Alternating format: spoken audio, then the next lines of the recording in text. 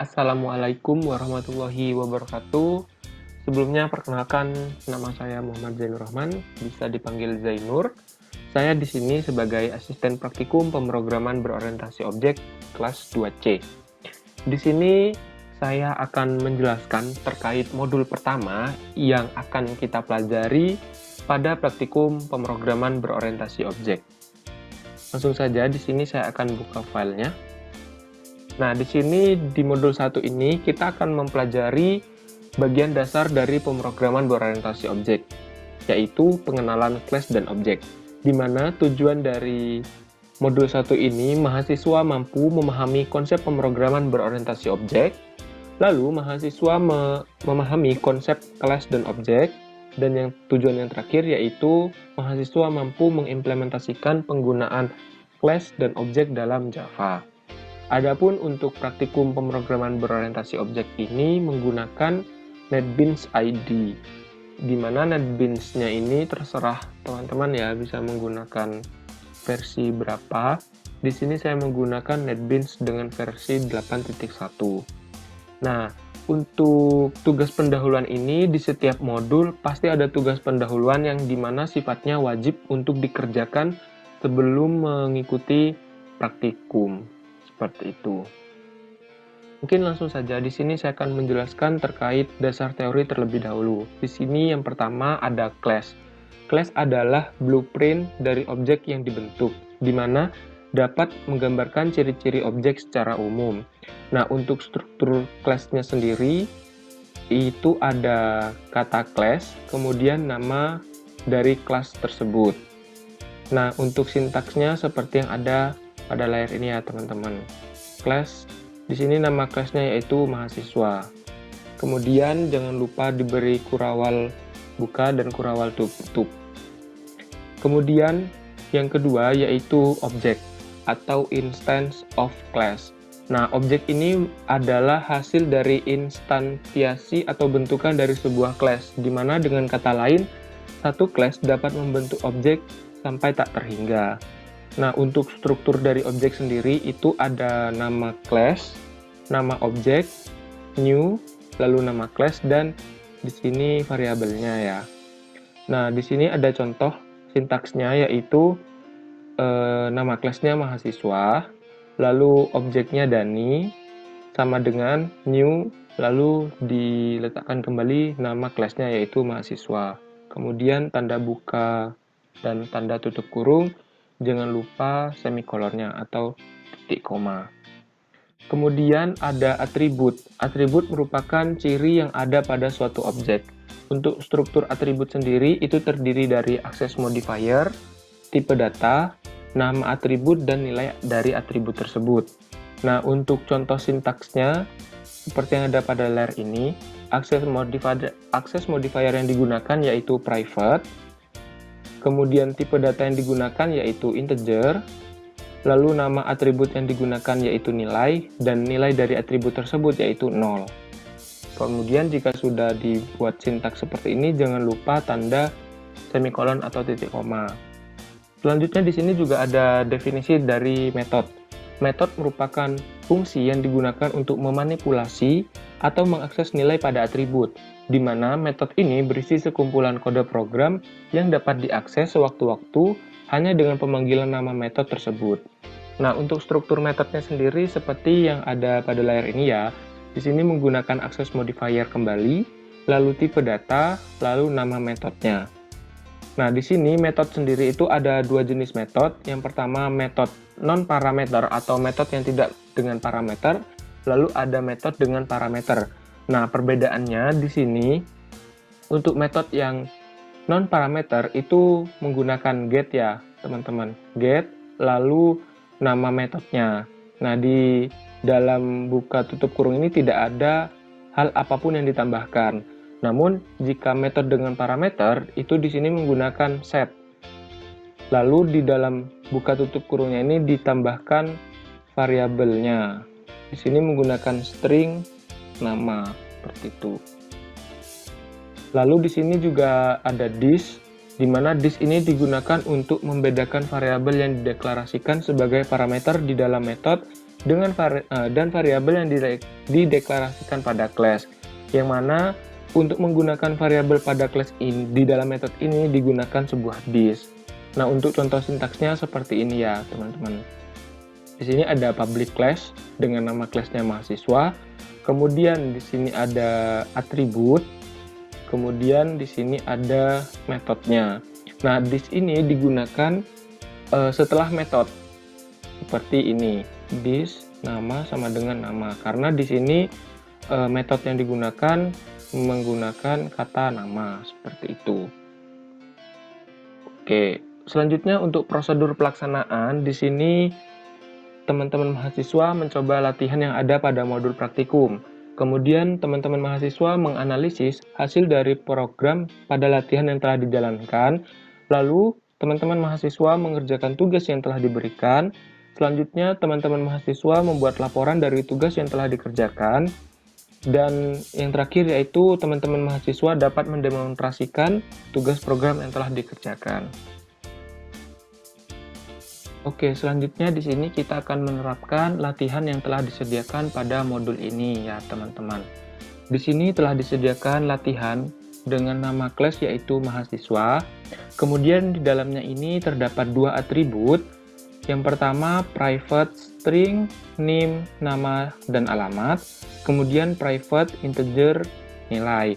Nah, di mana di sini dari dua atribut ini, access modifier yang digunakan untuk atribut yang paling atas ini merupakan access modifier dengan tipe private, lalu tipe datanya yaitu string, dan nama atributnya itu name, nama, dan alamat. Nah, untuk atribut yang kedua, di sini access modifier yang digunakan yaitu private,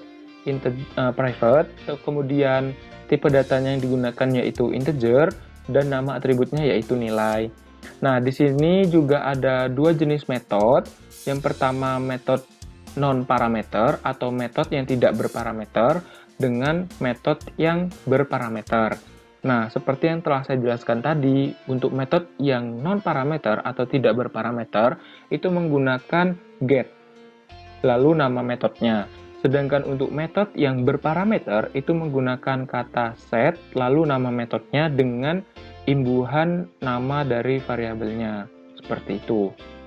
Nah, untuk metode yang tidak berparameter ini, di dalam metodenya itu terdapat kata return, lalu nama dari metodenya sendiri. Di sini nama metodenya yaitu kata nama. Kemudian untuk metode yang kedua di sini ada metode dengan nama name. Nah, di sini tipe data yang digunakan dari metode ini yaitu string. Lalu mungkin untuk metodenya di sini sama ya teman-teman, antara metode nama dengan metode name, karena di sini tidak ada perbedaan. Yang di dalamnya jika metode yang berparameter seperti yang ada di atasnya, yaitu di dalamnya menggunakan kata this, titik atau dot, kemudian nama dari metodenya sama dengan nama metode, semikolon atau titik koma. Selanjutnya di sini ada main class atau PSVM yang lebih kita kenal dengan PSVM. Nah, di sini nama kelasnya yaitu mahasiswa, di sini dimasukkan mahasiswa. Kemudian M di sini merupakan nama dari objeknya, kemudian new mahasiswa seperti itu. Nah, kemudian di sini kita manggil nama dari objek ini dengan mengatur set name. Nah, di sini name yang diatur yaitu 1 2 3 4 5 sampai 0. Kemudian untuk namanya di sini kita atur dengan nama Adi. Nah, di sini jika kita menggunakan sebuah tipe data string, jangan lupa menggunakan tanda petik 2. Nah, untuk memunculkan sebuah panggilan, nah di sini kan mengaturnya dengan kata set ya. Nah, di sini cara memanggilnya dengan menggunakan get, karena set dan get ini merupakan satu metode yang saling berpartner atau berteman seperti itu. Jadi di mana ada set, di situ ada get, seperti itu teman-teman. Nah, kemudian di sini ada nama objek baru. ada 3 nama objek, di mana di sini tetap menggunakan nama kelasnya yaitu mahasiswa, dan nama objeknya yaitu mahasiswa 1, mahasiswa 2, mahasiswa 3. Nah, untuk yang di bagian belakang ini tetap ya menggunakan new kemudian nama kelasnya. Nah, di sini kita menggunakan scanner, di mana scanner ini berfungsi sebagai inputan keyboard atau kita melakukan inputan secara manual seperti itu. Di sini perintahnya yaitu memasukkan nama mahasiswa 1. Nah, di sini nama mahasiswanya nama objeknya di sini mahasiswa 1, kemudian titik nama, di mana titik nama ini merupakan metode yang telah disetting di awal. Seperti itu, yang ada di bagian sini nih teman-teman, set nama, get nama, dan merupakan dan di sini juga disediakan stringnya ya, atau atributnya, seperti itu. Di sini mahasiswa 2 sama, berbeda hanya di bagian nama objeknya saja. Kemudian scan.nextLine. Nah, di sini berhubung tipe data yang digunakan yaitu string, maka di sini next line. Jika menggunakan tipe data yang lain, maka akan berbeda, teman-teman. Nah, untuk memunculkan 3 ini, maka dibutuhkan perintah baru lagi untuk memanggilkan, yaitu system.out.println, kemudian mahasiswa 1.nama. Nah, di sini untuk memanggil ini tidak perlu menggunakan yang namanya tanda petik, karena fungsinya untuk memanggil saja, seperti itu.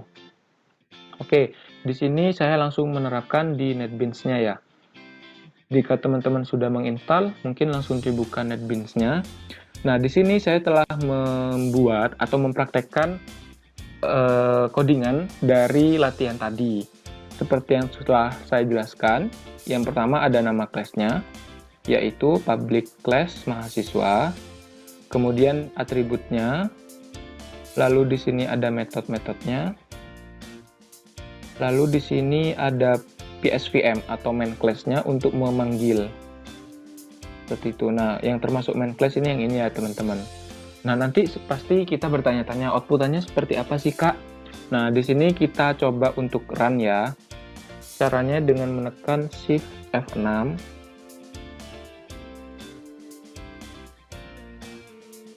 Oke, di sini sudah proses ya, teman-teman. Sedang run.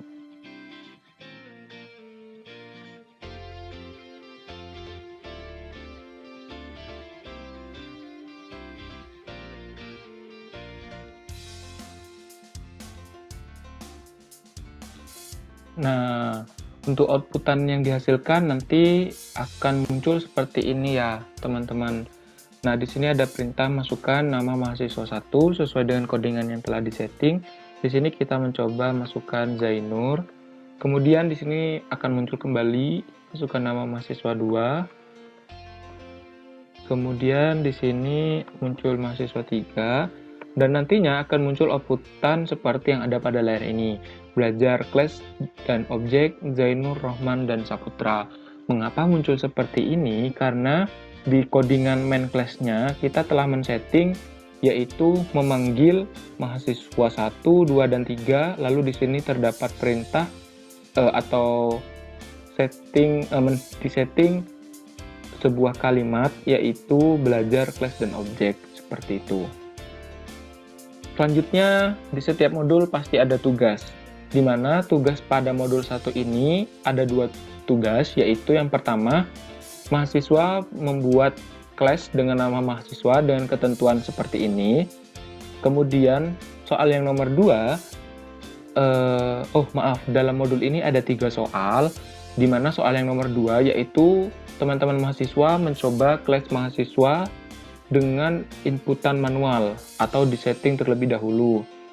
Nah, NIM-nya seperti ini dan nilainya seperti ini. Kemudian soal yang terakhir yaitu cobalah kelas mahasiswa yang Anda buat dengan inputan user atau inputan keyboard, seperti itu. Dan referensi yang digunakan ini ya, teman-teman. Mungkin itu saja yang dapat saya sampaikan. Kurang lebihnya mohon maaf. Wassalamualaikum warahmatullahi wabarakatuh.